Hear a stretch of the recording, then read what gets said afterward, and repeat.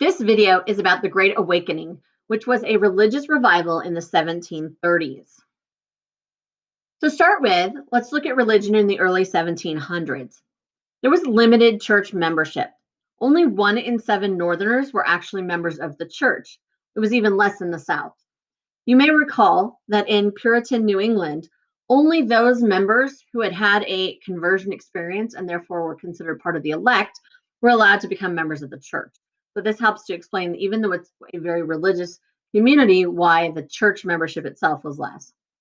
And in the South, there was just so much spread out land that there wasn't the same kind of a church organization that there was in the North. Toleration came about in large part due to the enormous number of non-church members, so that's important to know. In addition, there are major religious dissenters within the established churches, and we're going to look at that today in terms of a couple of individuals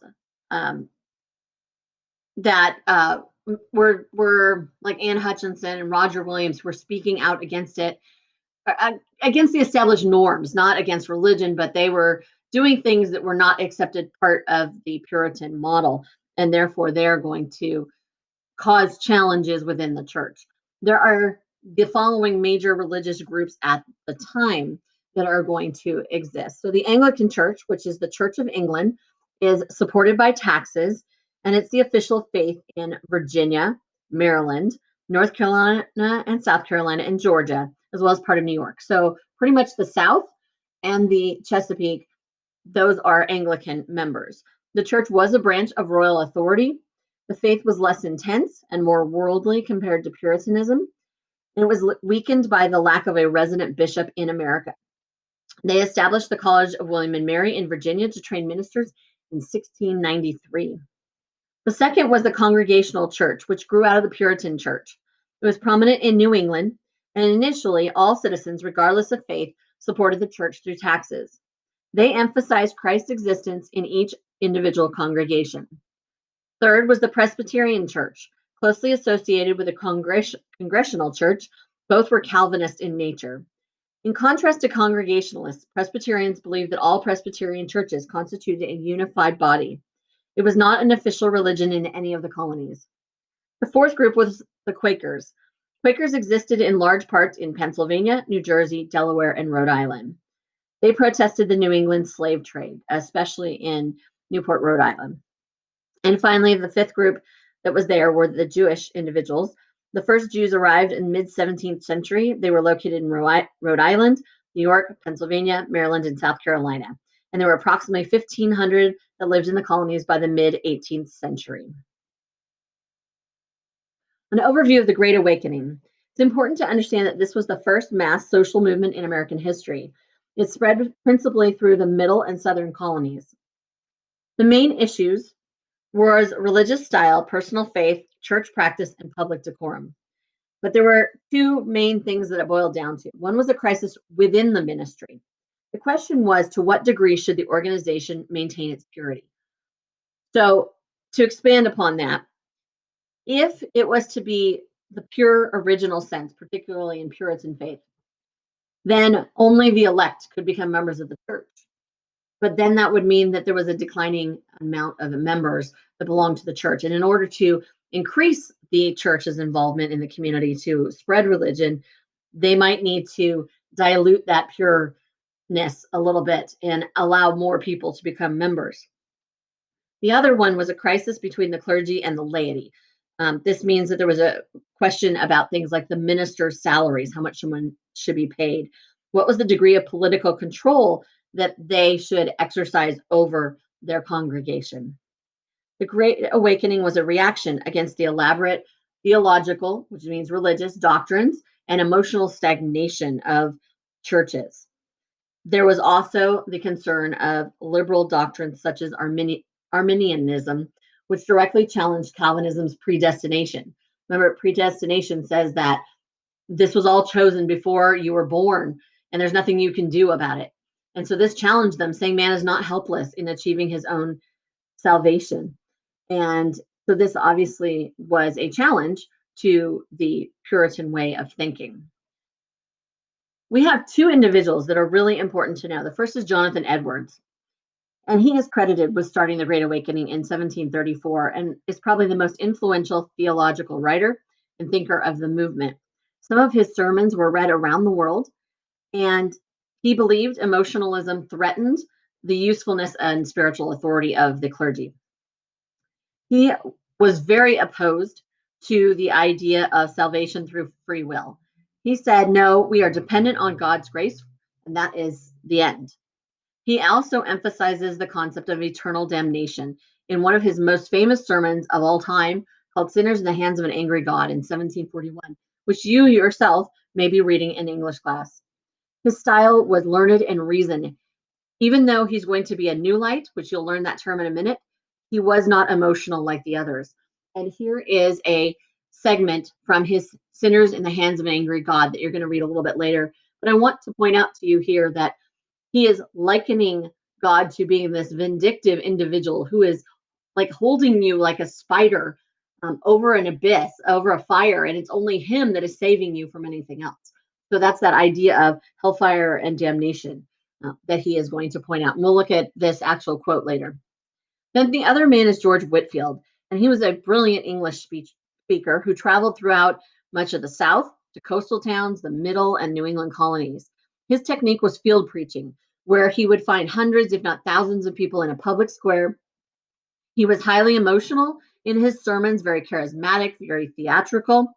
His basic appeal was to the Bible. He was one of the most influential figures of the Great Awakening. He founded Methodism in Georgia and the South Carolina. Even Ben Franklin liked him, who, if you were familiar with the Enlightenment video, you'll know that Ben Franklin had gone away from his religion. And he is more liked in the South than of New England, where there is more tolerance and less actual church members. And here is a quote from him from one of his speeches, his sermons, which was called Marks of a True Conversion. And in this, if you read through this, he is, instead of this idea that God is vindictive and he's in total control and he doesn't really like you, instead, he wants you to think of God as this idea of a father figure, that you are children and that you would then ask God for help and you would go to God and you would speak to him like you would a father. And so that is an important distinction between the two. Now, earlier I mentioned the idea of old lights versus new lights. Old lights were Orthodox clergymen, very skeptical of the idea of emotion, and they didn't like the fact that the revivalists had theatrics and they included all this additional stuff. To them, it needed to be just main, almost boring, you could say, of just here's the facts, here's the information I want to get to you, rather than trying to appeal to the emotions and the energy and that of the churches. Unlike the New Lights, who support the idea of revitalization of religion. They don't like the stagnation, the way that it had gotten. I thought that a lot of people didn't want to belong to the church because of that. And they wanted to use this idea of emotion to move people to say, oh yes, this is great. This is what I want to belong to. And also they focus on the idea of salvation was man's responsibility rather than God's. So the significance of the Great Awakening is it split denominations into more groups. And you have more and more churches. There's a competition that is going to develop among American churches. One example is by the 19th century, you have Baptist and Methodist churches are the two largest in the United States, and neither of them had existed as part of the Protestant faith prior to this time period. And to give you an example again about that emotionalism, particularly Southern Baptist churches, American Methodist Episcopal churches as well, there's a lot of loud singing and joyfulness that is part of their worship that you can trace back to that idea of the new lights of emotionalism. Next, they converted many thousands of new people. They brought religion to many who had not had contact with it. They dropped the age of needing to be converted to do that. It undermined the older, powerful clergy because now you had a new wave of ministers, and there is new missionary work that is going to reach out to Native Americans as well as enslaved persons that wasn't considered prior to that. We also have the founding of new light colleges such as Dartmouth, Brown, Rutgers, and Princeton. All of these were founded by the church with an initial purpose of helping to create more clergy. But obviously, they have grown well beyond that and are very prestigious universities in the United States today. In addition, not listed here, the Great Awakening had a very strong democratic component. Unlike Europeans, American colonists had a lot more choice over religion. This is a very highly American trait, by the way. It represents another important example of resistance to established authority, going against that older established clergy. There is going to also be some controversy, certainly, as we will see as there's splits between groups of people. For example, within the Presbyterian Church, there will be two sides, and you'll get some that go old light and some that go to the new light side. And to consider how the Enlightenment and the Great Awakening interact, the Enlightenment has a great impact on the elite, those individuals who now have come to think in terms of self improvement and all of that idea. And most colonists are still Protestant. However, as they begin to discuss the idea of natural rights that comes from John Locke, one of those natural rights to them is the idea that you should be able to choose your own faith. Another impact is the fact that they are going to be the ones who, when writing the important documents of our time, of this time, are going to insist on religious liberty, whether it be at the state level when we see those first, or eventually when they write the First Amendment to the Constitution.